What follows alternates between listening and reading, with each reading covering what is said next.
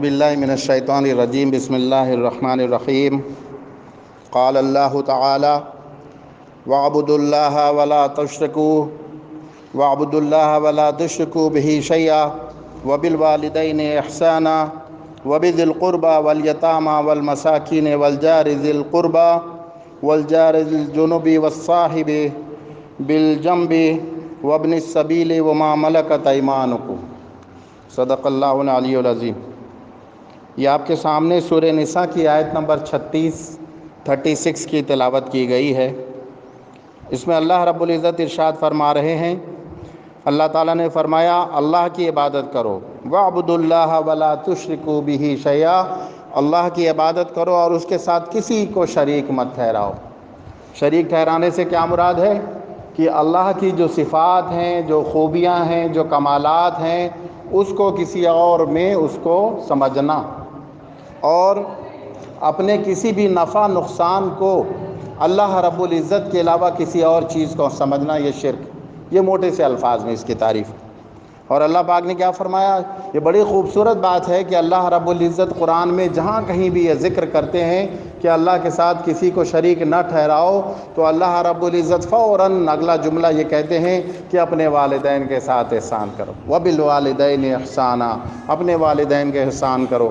اس سے معلوم یہ ہوا کہ والدین کا مقام اتنا بلند ہے کہ اللہ رب العزت کے حقوق کی ادائیگی کے بعد جو سب سے پہلی چیز ہمارے اوپر فرض ہوتی ہے وہ یہ کہ ہم اپنے والدین کے احسان کریں، والدین کے ساتھ۔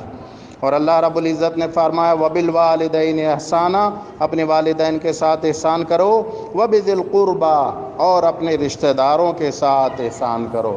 رشتہ داروں میں کون ہیں؟ رشتہ دار 3 قسم کے ہوتے ہیں۔ ایک دادی حالی رشتہ دار جس میں تایا، چچا، پھپھی اور ان کے بچے وغیرہ شامل ہیں، اور اسی طریقے سے دوسرے نمبر پہ نانی حالی رشتہ دار آتے ہیں۔ دادی حال میں دادا دادی بھی آتے ہیں، چچا، تایا، پھوپھی، اور نانی حال میں آتے ہیں نانا، نانی، ماموں، خالہ اور ان کے بچے وغیرہ، یہ نانی حالی رشتہ دار۔ اور تیسرے رشتہ داروں کا زمرے میں وہ ہیں جو سسرال کے رشتہ دار ہیں، یعنی ساس، سسر، سالے، سالیاں وغیرہ، اور ان تمام لوگوں کے ساتھ احسان کرنے کا حکم ہے۔ اور اللہ رب العزت فرما رہے ہیں آگے کہ وَالْيَتَامَى، اور یتیموں کے ساتھ، یتیم کی جمع ہے یتامہ، یتامہ کے ساتھ یعنی یتیموں کے ساتھ احسان کرتے رہو۔ وَالْمِسْكِينَ، والمسکین کس کو کہتے ہیں؟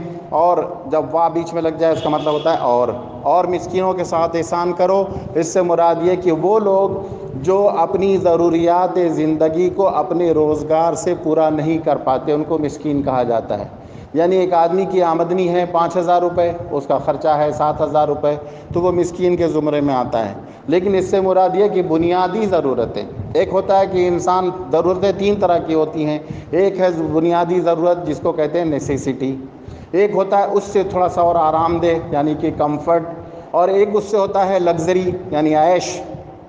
جیسے مثال کے طور پر گرمی بہت زیادہ پڑ رہی ہے تو پنکھا کا لگانا یہ ہماری ضرورت ہے، اور کولر کا لگانا ہمارا کمفرٹ ہے یعنی اور آرام دہ، اور اے سی کا لگا دینا عیش یعنی لگژری میں آتا ہے۔ تو بنیادی ضرورتیں پوری نہ کرنے والا اپنی آمدنی سے وہ مساکین کے زمرے میں آتا ہے۔ اس کے بعد فرمایا وَالْجَارِ ذِي الْقُرْبَى وَالْجَارِ الْجُنُبِ وَالصَّاحِبِ، اور اپنے رشتہ داروں کے ساتھ پڑوسی اور اجنبی پڑوسی۔ دیکھیے پڑوسی 2 طرح کے ہیں، ایک تو بالکل گھر سے قریب لگا ہوا گھر، آپ کے دائیں بائیں سامنے پیچھے، یہ بالکل قریبی پڑوسی ہیں، اور دوسرے یہ کہ پڑوسی تو ہیں لیکن اسی محلے میں ان کا مکان ہے، آمنا سامنا ہے یا جان پہچان ہے، ملنا جلنا ہے، وہ بھی پڑوسی کے زمرے میں آتے ہیں۔ اور آگے کیا فرمایا وَابْنِ السَّبِيلِ، اور ان مسافروں کے ساتھ بھی احسان کرنے کا حکم آیا ہے کہ ان مسافروں کے ساتھ احسان کیا جائے۔ عام لوگوں کے ساتھ احسان اپنی جگہ ہے، لیکن مسافر کا احسان بھی بہت ضروری ہے، کیونکہ اپنے دور اپنے وطن سے آپ کے علاقے میں آیا، ہو سکتا ہے اس کے ساتھ کوئی مشکل، کوئی حادثہ، کوئی بات پیش آ گئی، اب وہ آپ کی مدد کا منتظر ہے، وہ ضرورت مند ہے، ہو سکتا بھوکا ہو تو اس کو کھانا کھلا دیں، پیاسا ہو تو کچھ پلا دیں، اگر ضرورت اخراجات اس کے کہیں چوری ہو گئے، گم ہو گئے، خرچ ہو گئے، ختم ہو گئے، تو اس کو اپنے پاس سے کچھ مالی وسائل کی مدد کی جائے کہ وہ اپنے مقام تک، منزل مقصود تک پہنچ جائے۔ اور اسی طریقے سے فرمایا وَمَا مَلَكَتْ أَيْمَانُكُمْ، اور اپنے مملوکہ غلام اور باندیوں کے ساتھ احسان کرو۔ جو اپنے غلام اور باندی، جو اپنے گھروں میں لوگ نوکر چاکر ملازم رکھتے ہیں، ان کے ساتھ بھی احسان کرنا۔